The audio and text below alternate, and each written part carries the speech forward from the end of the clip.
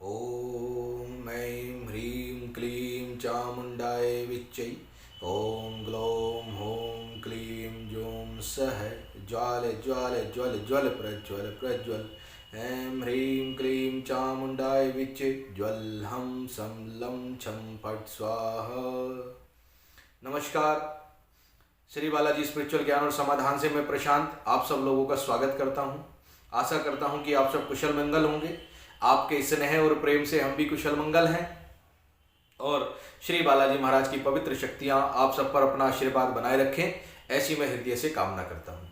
आज का ये छोटा सा वीडियो बना रहा हूं कि जो लोग संकट से बहुत ज़्यादा ग्रसित हैं, बहुत ज़्यादा परेशान हैं और उनको कोई भी सफलता नहीं मिल रही है, बार बार संकट लग जा रहे हैं या तांत्रिक क्रियाएं बार बार कर दी जा रही है, इसी तरह की समस्त जानकारी से एक वीडियो बना रहा हूं कि आप इन सब चीज़ों से कैसे निजात पा सकते हैं, कैसे अपने कुल देवी देवता को, इष्ट देवता इष्ट देवी को मना सकते हैं, क्योंकि बहुत अच्छा समय आने वाला है। वीडियो को अंत तक जरूर देखिए। अगर वीडियो आप अंत तक देखेंगे तो आपको समझ में आ जाएगा कि इस वीडियो को बनाने के पीछे मेरा रीजन क्या था और मैंने ऐसा क्यों बोला कि आपके जितने भी रूठे हुए देवी देवता हैं वो मान जाएंगे। चलिए आज का वीडियो शुरू करते हैं।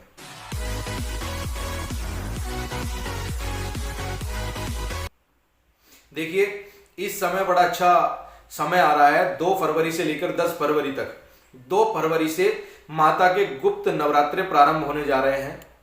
2 फरवरी से माता के गुप्त नवरात्रे प्रारंभ होने जा रहे हैं जो 10 फरवरी तक रहेंगे। ये समय बड़ा ही पवित्र और अच्छा है। क्यों अच्छा है इसका रीजन मैं बता देता हूं, क्योंकि यही समय श्री हनुमान जी का चालीसा रखने का भी होता है। यानी कि बड़े महाराज का, बालाजी महाराज का, हनुमान जी महाराज का चालीसा का समय भी यही होता है।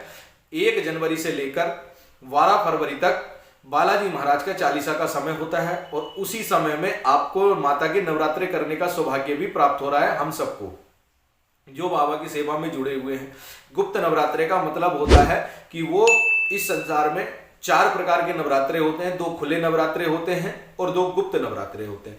खुले नवरात्रे आप सबको पता है अप्रैल महीने में आता है और उधर अक्टूबर नवंबर में जाकर के आता है। इसी प्रकार 2 गुप्त नवरात्रे होते हैं। गुप्त नवरात्रे तांत्रिक क्रियाओं को जगाने के लिए, सिद्धियां प्राप्त करने के लिए, 10 महाविद्याओं को जागृत करने के लिए, 9 देवियों को जागृत करने के लिए, वामन शक्तिपीठ पर स्थित आदि शक्तियों को जागृत करने के लिए ये समय अति उत्तम होता है और इन नवरात्रों का कई गुना फल मिलता है। ये नवरात्रे आम जनमानस के लिए खुले हुए नहीं थे। पहले किसी किसी को ही इनकी जानकारी होती थी, लेकिन आज सब लोगों को इनकी जानकारी प्राप्त हो गई है कि कौन सा समय गुप्त नवरात्रों का होता है, कौन सा खुले नवरात्रों का होता है। पहले क्या था, पहले गुप्त नवरात्रों के बारे में किसी को जानकारी नहीं होती थी, क्योंकि पहले इंटरनेट का जमाना नहीं था, ब्राह्मण लोग ही बता पाते थे। अब तो सारी जानकारी आपको मोबाइल के द्वारा प्राप्त हो जाती है।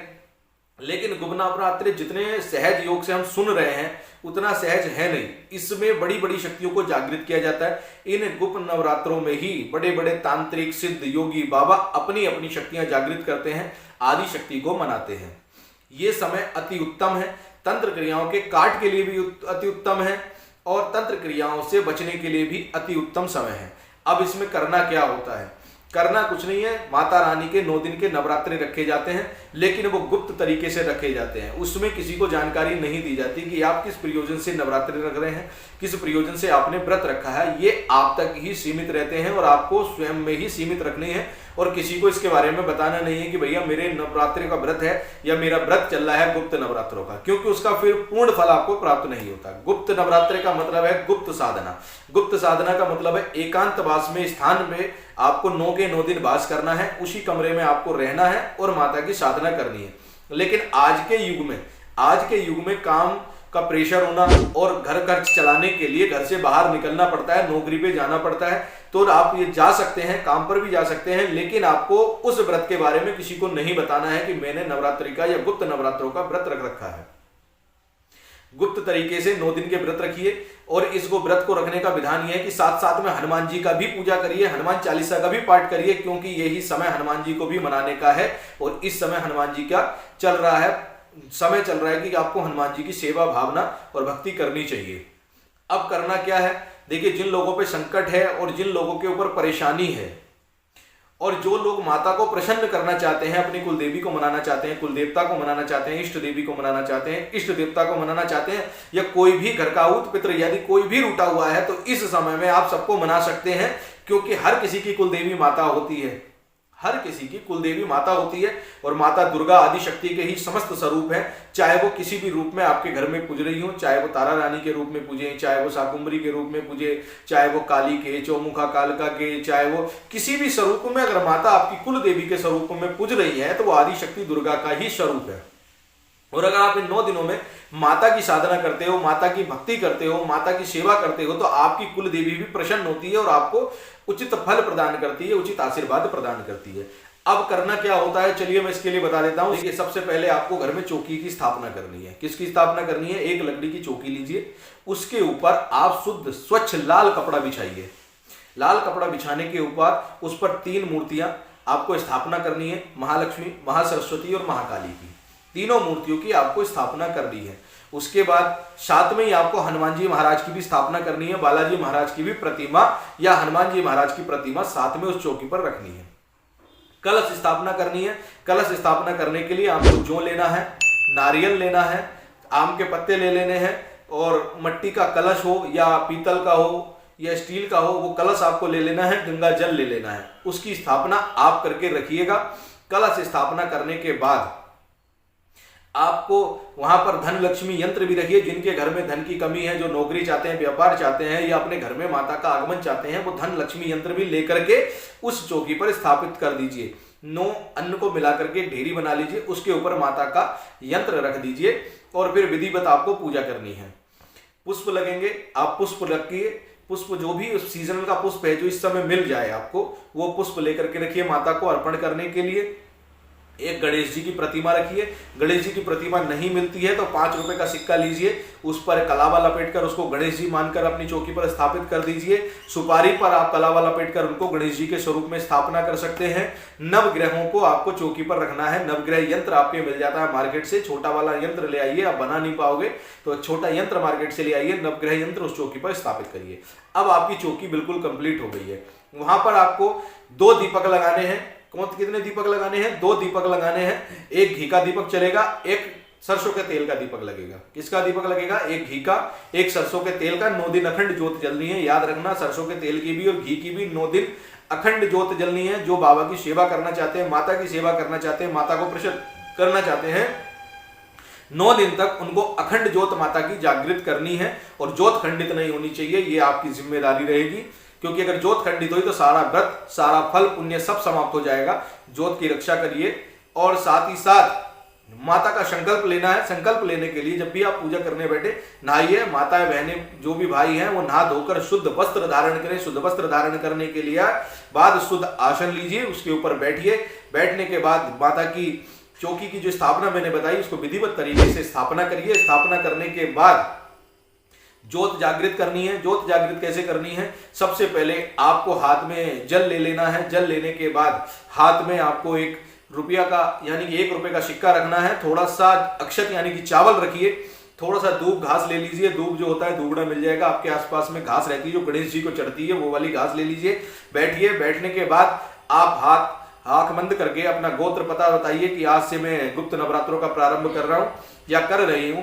माता, मैं आपकी ज्योत जागृत करने जा रहा हूं या जा रही हूं। बाबा, मेरी ज्योत, माता मेरी ज्योत अखंड जलती रहे, किसी भी प्रकार की कोई भी दिक्कत ना आए। और मैं आप सब शक्तियों का आह्वान करती हूं, आप समस्त स्वरूपों में उपस्थित होकर मेरे घर में इतने 9 दिन तक विराजमान रहें और मेरे इस व्रत को, मेरे इस कार्य को पूर्ण करने में मेरी सहायता करें। जो भी आपका संकल्प हो, संकल्प लेकर के जल पृथ्वी पर छोड़ देना। अब आपको माता की ज्योत जागृत करनी है। माता की ज्योत जागृत करते समय आपको मंत्र बोलना है, ओम सर्व मंगल मांगल्ये शिवे सर्वार्थ साधिके शरण्ये त्र्यंबके गौरी नारायणी नमस्तुते। जब आप ज्योत जागृत करोगे घी वाली, उस समय आपको बोलना है ओम सर्व मंगल मांगल्ये शिवे सर्वार्थ साधिके शरण्ये त्र्यंबके गौरी नारायणी नमोस्तुते। ये बोल करके आपको माता की ज्योत जागृत कर देनी है। जब आप सरसों के तेल की ज्योत जागृत करोगे उस समय आपको क्या बोलना है? उस समय आपको बोलना है, या देवी सर्वभूतेषु नव दुर्गा रूपेण संशिता नमस्तस्यै नमस्तस्यै नमस्तस्यै नमो नमः। क्या बोलना है? ओम या देवी सर्वभूतेषु नव दुर्गा रूपेण संशिता नमस्तस्यै नमस्तस्यै नमस्तस्यै नमो नमः। और आपको ज्योत जागृत कर देनी है। ज्योत जागृत करने के बाद जब माता को आप पुष्प चढ़ाएंगे तो क्या बोल करके पुष्प चढ़ाएंगे? माता को, नव दुर्गों को, उनके 9 स्वरूपों को, 10 महाविद्या के 10 स्वरूपों को ध्यान में रखते हुए आपको माता को पुष्प चढ़ाना है। नैवेद्य में लौंग, सुपारी, पान, आपको बताशे, इस चीज का भोग माता को देना है। नैवेद्य में जो माता को चढ़ाओगे 2 लौंग, 2 बताशे, पान, सुपारी और इलायची, ये आप माता को नैवेद्य के रूप में चढ़ाएंगे।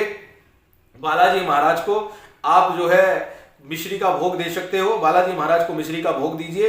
बैठिए, बैठकर आपको कुछ नहीं करना है, बैठकर आपको केवल माता का जगराता करना है, माता की विनती करनी है। विनती में आपको क्या करना है? जो लोग सबसे ज्यादा पीड़ित हैं, वैसे तो आपको केवल दुर्गा चालीसा का पाठ कर लीजिए या दुर्गा सप्तशती जो भी आपको करनी है उसका आप पाठ कर लीजिए, लेकिन जो व्यक्ति सबसे ज्यादा पीड़ित है, कर्ज से दबा हुआ है या माता की विशेष कृपा चाहता है, संकट इत्यादि से ग्रसित है, तो उसको सिद्ध कुंजिका स्रोत का पाठ करना है। किसका पाठ करना है? सिद्ध कुंजिका स्रोत का पाठ करना है। इसीलिए मैंने जब वीडियो प्रारंभ किया था तो सबसे पहले सिद्ध कुंजिका स्रोत का जो मेन मंत्र है उसका मैंने जाप किया था इस वीडियो को प्रारंभ करने से पहले।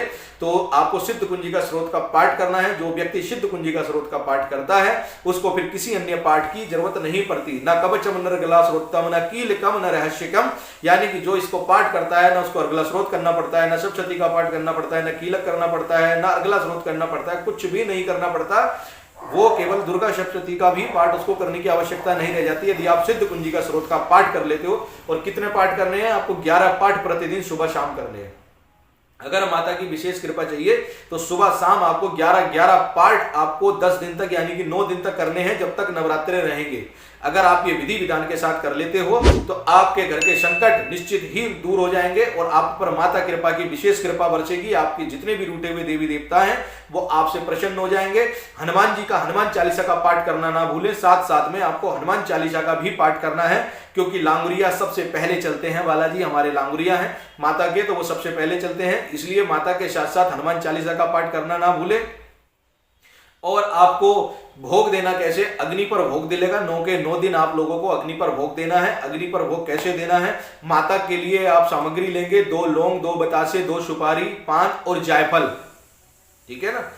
ये आपको माता की सामग्री लेनी है। और हनुमान जी के लिए आपको पंचमेवा, गुड़, चना जो भी आपको उचित मिले वो आप ले लीजिए। उसको लेने के बाद अग्यारी करिए, अग्यारी पर माता को भोग दीजिए, उसके बाद हनुमान जी को भोग दीजिए। और जब भोग पूर्ण हो जाए तो अपना 11 बार सिद्ध कुंजिका स्रोत का पाठ करिए, हनुमान चालीसा का पाठ करिए, माता की आरती करिए, हनुमान जी की आरती करिए और अपनी कामना के लिए व्रत रखिए। इस व्रत में आपको क्या खाना है? इस व्रत में आपको केवल फलाहार करना है। अगर आपको माता की कृपा चाहिए, भक्ति चाहिए, सिद्धि चाहिए, जो भी चाहिए, उसके लिए आपको फल आहार करना है। फल आहार ही आपका भोजन रहेगा। एक समय आपको भोजन करने की अनुमति होगी, लेकिन वो भी फल आहार होगा। यानी कि आप उबला हुआ आलू खा सकते हैं, शकरगंजी ले सकते हैं, सिंगाड़ा ले सकते हैं और आप उसमें कोटू का आटा यूज कर सकते हैं। कोटू का आटा अगर बचे हैं तो बहुत अच्छी बात है, क्योंकि कोटू के आटे में आजकल मिलावट आती है। लेकिन अगर फिर भी आप लेना चाहते हैं तो शुद्ध साफ कोटू का आटा ले लीजिए, सिंगाड़े का आटा ले लीजिए। ब्रह्मचर्य का आपको 9 के 9 दिन पालन करना है और ज्योत की विशेष रक्षा करनी है। माता की ज्योत को आपको जागृत करके रखना है। और 9 दिन 9 कन्याओं को भोजन करा करके घर में ब्राह्मण को बुलाइए। ब्राह्मण को बुलाने के बाद अपने घर में हवन कराइए। हवन कराने के बाद 9 कन्याओं को भोजन करा करके आप अपना व्रत का उद्यापन कर सकते हैं। इससे आप देखिए आपके घर के संकट कितनी जल्दी कटेंगे, आपके घर के तंत्र कितनी जल्दी कटेंगे और आपके घर में सुख समृद्धि का वास होगा। ये मैं आपको गारंटी देता हूं। माता की विशेष कृपा बरसेगी और जो लोग परेशान हैं, ग्रसित हैं संकटों से, जिनके कुल देवी देवता पितृ रूठे हुए हैं, वो पितृ भी मान जाएंगे श्री बालाजी महाराज की कृपा से और माता रानी की कृपा से। तंत्र काट के समय, तंत्र काट के लिए भी ये उचित समय चल रहा है। जिन लोगों पर तंत्र किया गया है उनके घर के तंत्र भी इस विधि के द्वारा कट जाएंगे। उम्मीद करता हूं मेरी दी हुई जानकारी आपको अच्छी लगी होगी। अगले वीडियो में मैं आपको बताऊंगा कि इस नवरात्रों में आप हनुमान जी की सिद्धि कैसे प्राप्त कर सकते हैं और माता की सिद्धि कैसे प्राप्त कर सकते हैं। ये तो मैंने सरल पूजा आपको बताई है, जो हर व्यक्ति अपने घर में करना चाहता है कर सकता है। लेकिन अगले वीडियो में मैं आपको बताऊंगा कि माता की अगर आपको सिद्धि हासिल करनी है तो माता की सिद्धि नवगुप्त नवरात्रों में कैसे करोगे, किस प्रकार का आपको डेली हवन करना होगा, कैसे हवन होगा, हनुमान जी की सिद्धि कैसे होगी, हनुमान जी की सिद्धि आप कैसे प्राप्त कर सकते हो, ये 2 वीडियो में अगले वीडियो में आपको बताऊंगा। और कल या परसों में मेरी वो दोनों वीडियो आ जाएंगी। और अगर मेरी जानकारी अच्छी लगी हो तो मेरे चैनल को सब्सक्राइब कर देना। हिट द बेल आइकन, पास के आए हुए बेल आइकन को दबा दे ताकि हमारी वीडियो सबसे पहले आपको मिल सके। और हमारे इस वीडियो को अधिक से अधिक शेयर करिए, अपने कमेंट हमें प्रदान करें, कमेंट भेजिए, अपने लाइक दीजिए और अपना प्यार और स्नेह इसी प्रकार हम पर बनाए रखें। जय श्री बालाजी महाराज, जय जय महाकाल।